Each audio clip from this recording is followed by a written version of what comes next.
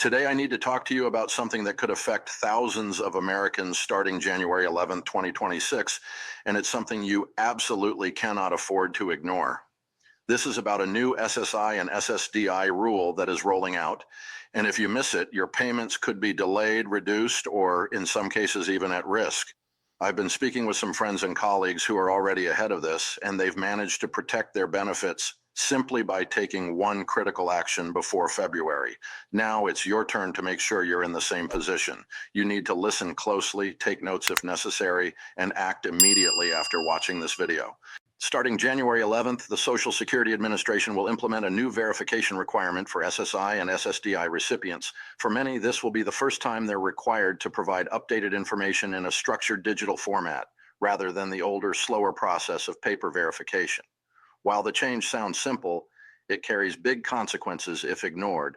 Those who fail to comply risk delays in their monthly benefits, and since these payments are often relied on to cover rent, groceries, and essential medical costs, any interruption could cause serious financial stress. The SSA has stated that the new rule is meant to improve accuracy and prevent fraud, but for individuals like you and me, the practical effect is that we must be proactive to avoid disruption. The first thing you need to understand is the nature of this new verification. The SSA is now asking recipients to confirm their eligibility by verifying personal information like current address, income, and living arrangements.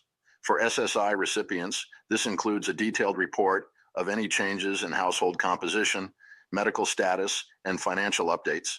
For SSDI recipients, the process is similar, but also requires a review of work activity and benefit tracking for any overlapping income. The key here is that while the SSA's platform will guide you through the steps, there is no margin for delay. Starting January 11th, the verification requests will be sent electronically and, in some cases, by mail, and the window to respond is limited. If you wait until February, you could already be late, which is why acting immediately is essential. Now let's talk about how to protect yourself. The first step is simple, but often overlooked. Make sure all your personal information with the SSA is current. Check your mailing address, phone numbers, and email addresses. Even a small mistake in your contact information could prevent you from receiving the verification notice, and if the SSA cannot reach you, your payments may be suspended. Next, gather your supporting documents. For SSI, this might include bank statements, proof of household income, or medical documentation if your disability status has changed. For SSDI, ensure that your work history and recent earnings records are accurate. Having these documents ready before January 11th is a critical step that many people miss, leading to last-minute stress and potential payment interruptions. Once your documents are in order, the next step is submitting your verification. The SSA encourages online submissions through their secure portal. This is faster than mailing forms and ensures immediate confirmation that your information has been received.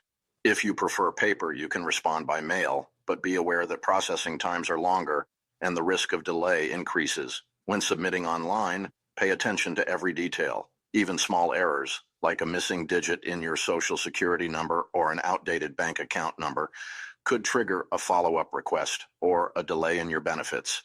Precision matters here, and it's worth double-checking everything before you hit submit.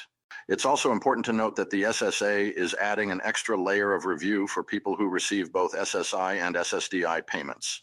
In these cases, the system will flag accounts for additional verification if any discrepancies are detected. This means that if you receive dual benefits, you should be especially thorough.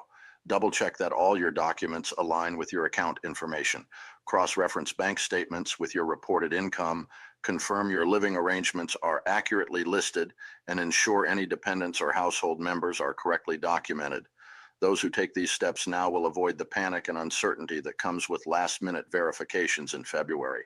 Many people are asking whether this new rule is mandatory. The answer is yes. The SSA has made it clear that non-compliance could result in delays or even suspension of benefits until verification is completed. It's not a choice, it's a requirement. Ignoring this could cost you an entire month's payment or more, which is why I cannot stress enough how critical it is to act before February. Think of this like a tax deadline. You wouldn't want to risk penalties for missing a date. And the same principle applies here. The key difference is that these are funds you rely on every month for essential living expenses, so the stakes are even higher. Some viewers might be wondering about help or support if they get stuck. The SSA has set up a dedicated hotline and online resources to assist recipients with this new verification process. However, due to the volume of people affected, call wait times could be long and online chat responses may be delayed. This is why acting early gives you the advantage. The earlier you submit your verification, the less likely you are to run into delays caused by system bottlenecks or high demand. Think of it as getting in line first so you can get your benefits without unnecessary stress. Another tip is to watch out for scams. With any new SSA process, scammers often try to exploit recipients by sending fake emails or text messages claiming to be from the Social Security Administration. Remember that the SSA will never ask for your password, PIN, or full bank account information over email or text.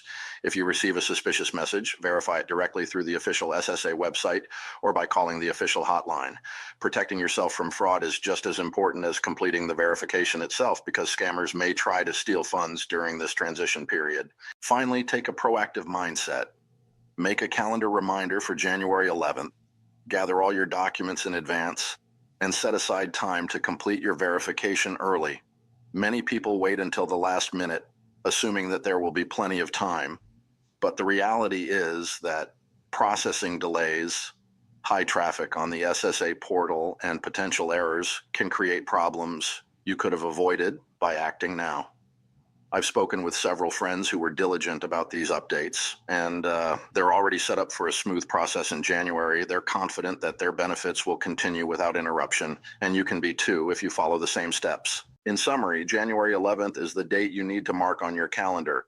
This new SSI and SSDI verification rule is not optional, and it directly impacts your monthly payments. Update your personal information, gather the necessary documents, submit your verification accurately and early, stay alert to scams, and you will protect your benefits before February.